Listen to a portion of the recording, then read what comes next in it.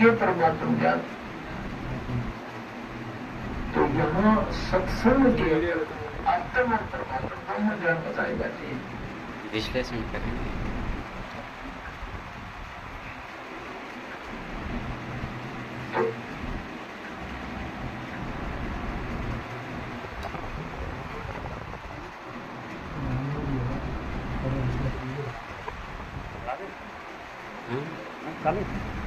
हाँ चालू नहीं तो सत्संग दोबारा चला गया। इसको काट दो वापस। सत्संग चला। हम इस तत्व ज्ञान की इस पूंजी से परिचित नहीं होंगे तब तक हम अध्यात्म ज्ञान नहीं समझ सकते। अब इस वीडियो में संत रामपाल जी महाराज गुरु जी क्या बता रहे हैं कि जब तक हम तत्व ज्ञान की कुंजी को नहीं समझ पाते हैं तो ये अध्यात्म ज्ञान नहीं समझ सकते। तो ये तत्व ज्ञान कुंजी क्या है? तो तत्व ज्ञान मतलब ये जो आत्म जो ज्ञान है ये कैसे होता है ये हम नहीं समझ पाएंगे तब तक ये आत्म ज्ञान और परमात्म ज्ञान को हम नहीं समझ सकते। तो ये आत्म ज्ञान ये काकभूषण जी वाला जो रहस्य है इस कथा में ही इस आत्म ज्ञान का पूर्ण मतलब गुरु जी ने सब कुछ बता रखा है। जब तक ये काकभूषण वाली कथा को हम नहीं समझ पाएंगे तब तक ये आत्म ज्ञान और परमात्म ज्ञान हमें हो ही नहीं सकता। ये गुरु जी मतलब कुंजी का ये बोल रहे हैं, ये मतलब जिस बोल रहे हैं ये इनका गुरु जी का सीधा निर्देश है उस काकभूषण की कथा से है। तो आगे गुरु जी बता रहे हैं हम कौन हैं। अब यहाँ गुरु जी बता रहे हैं कि हम कौन हैं। अब ये गुरु जी किसी एक विशेष अलग से अकेले व्यक्ति के लिए नहीं बोल रहे हैं, ये सभी के लिए बोल रहे हैं। जैसे हमारे परिवार है, जैसे हम दो हमारे दो, जैसे हम भारतवासी है, तो ये पूरे मतलब जितना भी मानव समाज है सभी के लिए अगर हम कौन है यानी सबकी पहचान एक ही बता रहे हैं। अलग से ये बात नहीं है कि मेरी पहचान अलग है या और ये भगत जी बैठे हैं इन सबकी पहचान अलग अलग है, नहीं, सबको शामिल किया। सभी की पहचान आत्मज्ञान तो सबको एक जैसा ही होगा क्योंकि आत्मा परमात्मा की है। सबकी मतलब आध्यात्मिक पहचान है वो सबकी। अगर एक आत्मा की अगर पहचान हो जाती है, आत्मज्ञान हो जाता है तो सारे जितने भी मतलब आत्माएं हैं, जितना भी मानव समाज है सबका वही मतलब वो आत्मज्ञान होगा, अलग से नहीं होगा। ये गुरु जी यहाँ कह रहे हैं कि भी हम कौन है, मतलब एक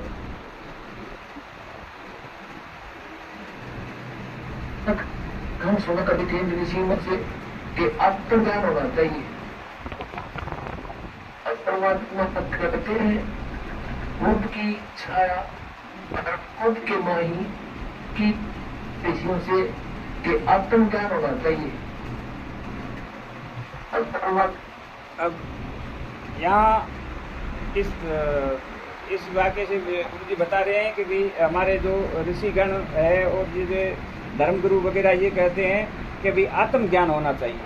तो ये आत्मज्ञान कैसा है तो उसके लिए आगे बता रहे हैं। वह कहते हैं कूप की छाया और कूप के माही ऐसा आत्मज्ञान जैसे कुएं तक सीमित है, उसके बाद कोई जरूरत नहीं। कुएं की छाया।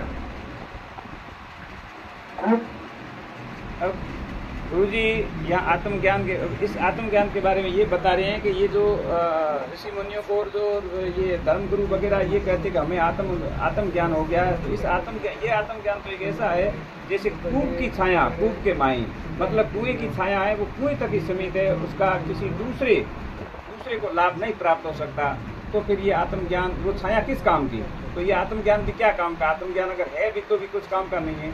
आत्मज्ञान का मतलब है कि हम कौन है, यानी अगर मुझे पहचान हो गई है, गुरु जी कह रहे हैं कि अगर मुझे पहचान हो गई है जिस भक्ति मार्ग से, परमात्मा की इस भक्ति से मुझे जो आत्मज्ञान और परमात्म ज्ञान हुआ है, यही इस भक्ति से किसी दूसरे अन्य को आत्मज्ञान और परमात्म ज्ञान हो तब तो ये आत्मज्ञान कहलाता है। ये परमात्म ज्ञान मतलब इस भक्ति मार्ग से मतलब परमात्मा की भक्ति मार्ग से हो रहा है, तो ये मतलब विश्वास कर पाएंगे मुझे ये आत्मज्ञान मार्ग में हुआ, इस मार्ग में आत्मज्ञान हुआ और परमात्म ज्ञान हुआ, तो अन्य कोई कैसे इसको मतलब मान सकता है? गुरु जी का कहने का भाव ये है। और की छाया कोप के माही ऐसा आत्मज्ञान वो फन बैक हो ही नहीं रहा है। इसका फन बैक हो ही नहीं रहा है। क्यों नहीं रहा? आत्मज्ञान तो ये है कि हम कौन है। अब यहाँ गुरु जी बता रहे हैं कि भी आत्मज्ञान क्या है, कि हम कौन हैं। तो यहाँ भक्त समाज या आप हम ये हमारी सोच आती है कि भी हम कौन है, मतलब वो हम सब लोग की आत्माएं हैं, ये हमारी दृष्टि जाती है। फिर आगे गुरु जी बता रहे हैं और कहाँ से आए हैं। कहाँ से आते हैं, तो हमारे ये जो घड़ी का जो सुई है वो सीधा सतलोक की हो जाती है, क्योंकि हम सतलोक से आए हैं। हमारा यहाँ जीने का उद्देश्य क्या है, ये तो है आत्म। यहाँ जीने का उद्देश्य है कि भी हमें वो सतलोक की प्राप्ति करनी है, ये हमारी सोच रहती है। जबकि गुरु जी के कहने का भाव ये नहीं है। गुरु जी यहाँ ये कहना चाहते हैं कि हम कौन हैं। तो वो कुंजी जो बता रहे हैं वो कहते हम हमारी जो आध्यात्मिक पहचान है वो काग भूषण वाली आत्मा के रूप में मिनी सतलोक में है, और हम मिनी सतलोक से यहाँ आए और यहाँ आकर परमात्मा की भक्ति करके हमें अपने निज लोक सतलोक की मतलब प्राप्ति करनी है। गुरु जी इस वीडियो में ये बताना चाहते हैं। और फिर परमात्मा ज्ञान, केवल परमात्मा कौन है। अब आगे बता रहे हैं परमात्मा ज्ञान के बारे में। तो ये बता रहे हैं कि परमात्मा कौन है। अब परमात्मा तो कबीर साहिब है, ये तो डिक्लेयर हो गया। और हाँ है, कैसा है, कैसे मिलता है। अब कैसा है, अब परमात्मा कैसा है। अब ये मतलब मनुष्य सदृश है। मनुष्य सदृश में कैसा है कि अपने जो गुरु रूप में परमात्मा की प्राप्ति होती है, तो उस मनुष्य तोले के सदृश रूप में अपने परमात्मा का स्वरूप है।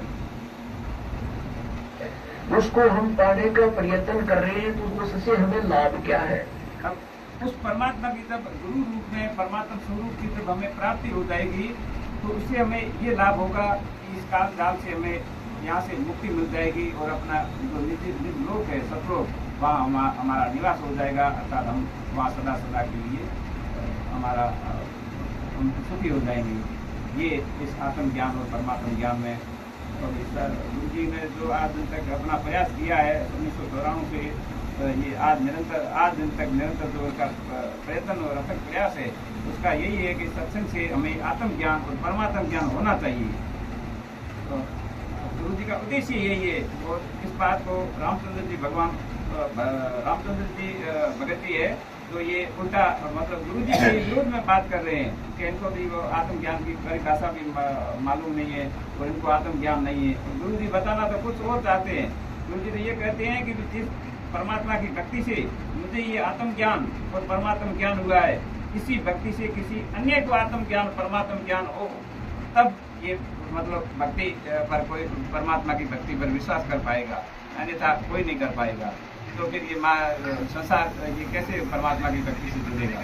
तो गुरु जी के कहने का तो भाव ये है, लेकिन रामचंद्र जी भगत जी ये सारी संगत को भ्रमित कर रहे हैं, और इनके पास कोई ज्ञान नहीं है। भगत जी से मेरा कहना यही है कि आप इस परमात्मा के सत्संग को विवेक से समझें, फिर किसी बात पर वीडियो बनाकर आगे सत्संग में भक्त समाज में रखें, ये ठीक रहेगा।